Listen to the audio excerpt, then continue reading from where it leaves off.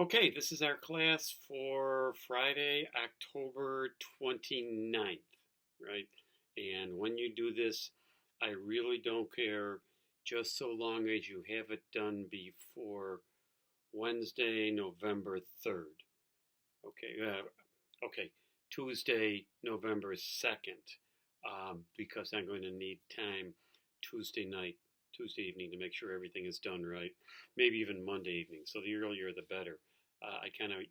Actually, I get it from out of town late Monday afternoon, so Monday evening would be a good time for me to go through and um, correct the little quiz that comes at the end of all of this. Okay, so one last time, I want to talk about putting together two or more independent clauses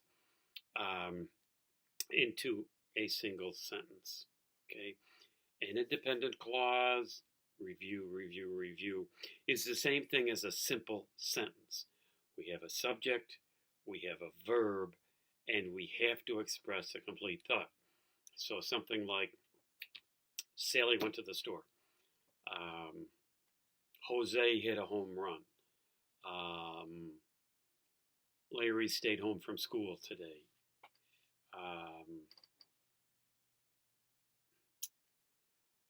While sleeping, Charlie had a strange dream. That's a single sentence. Another simple sentence. Then he ate his breakfast. Okay, simple sentence. Okay, but we don't just write in simple sentences. Many times we want to put together two or more simple sentences. Okay, so we have a complete sentence and a complete sentence, and we want to put them together. We've talked about two ways of doing this. Okay, one of the ways is with the words that we dubbed the fanboys, for, and, nor, but, or, yet, so. Okay, and when we're using one of those 7 words, those are the coordinating conjunctions. When we're using one of the coordinating conjunctions to put together two sentences, we must have a comma before that coordinating conjunction, or it's a run-on sentence. Now, once in a while, you may want a little longer pause than just a comma. So technically, you could put a semicolon in there too if you wanted to. But we pretty much just want a comma and a coordinating conjunction. That's one way. Okay? So, Sally went to the store. Sentence. She bought peanut butter, bread, salami, and orange juice. Okay. We can put that together into one sentence. Sally went to the store, comma, and coordinating conjunction. She bought peanut butter, salami, bread, and orange juice, period. So we've taken two sentences and put them together into one by connecting them with one of the coordinating conjunctions, and, but, or, for, nor, so, or, yet, with a comma before it. We have to have that comma, okay? The other way we could do it is we could take those two sentences. Sally went to the store. She bought peanut butter, salami, bread, and orange juice. Those two sentences. And we could put a semicolon connecting the two of them. So Sally went to the store, semicolon. She bought peanut butter, bread, salami, orange juice, period. Okay.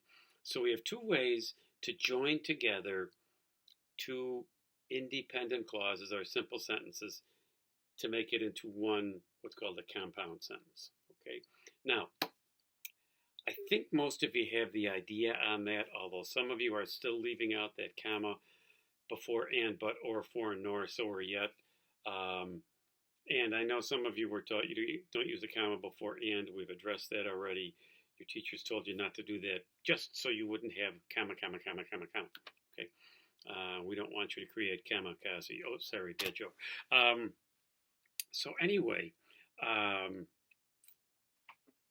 Here's where people run into trouble when they're trying to follow this rule.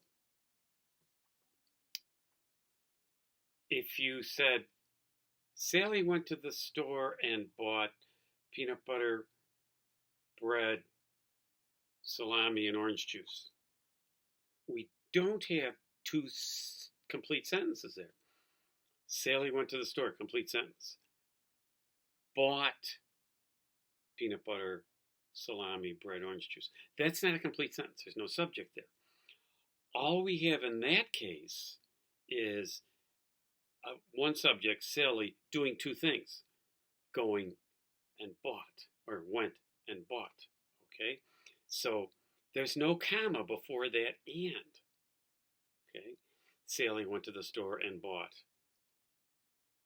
peanut butter, bread, salami, orange juice. Okay? So that's not two sentences. That's all one clause. It's not two independent clauses. It's all one clause. We have one subject, Sally, doing two things. Okay? So if we said Sally went to the store and she bought, then we'd have two independent clauses. But if we just say Sally went to the store and bought, okay, that's all one clause. Or Joe kicked the football. It went between the uprights. Okay, so we want to join it together into one sentence. Those are two separate sentences. Joe kicked the football, comma, and it went between the uprights. Okay.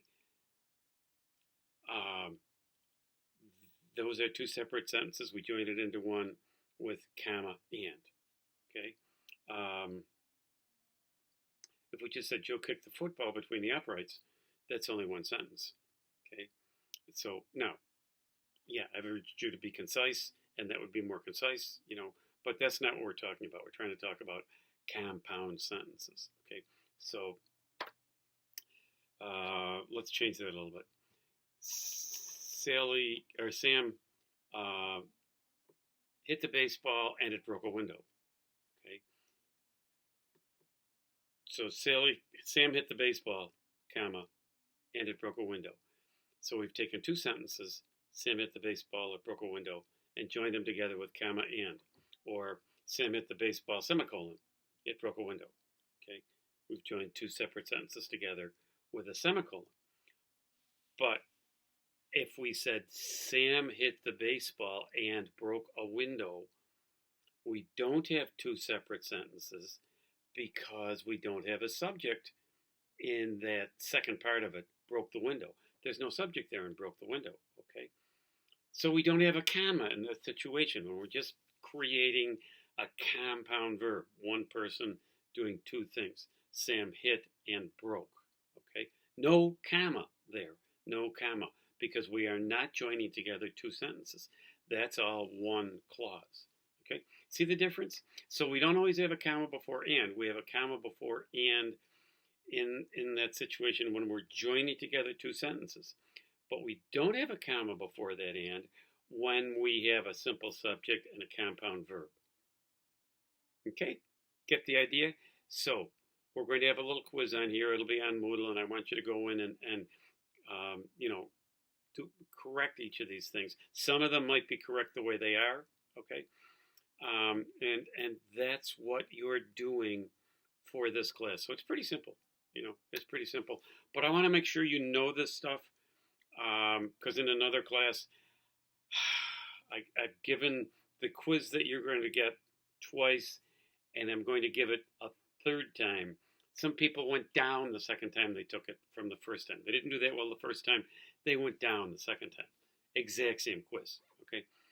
And I even gave them that first quiz back, so now I'm going to give them the same quiz a third time, and they know it's coming.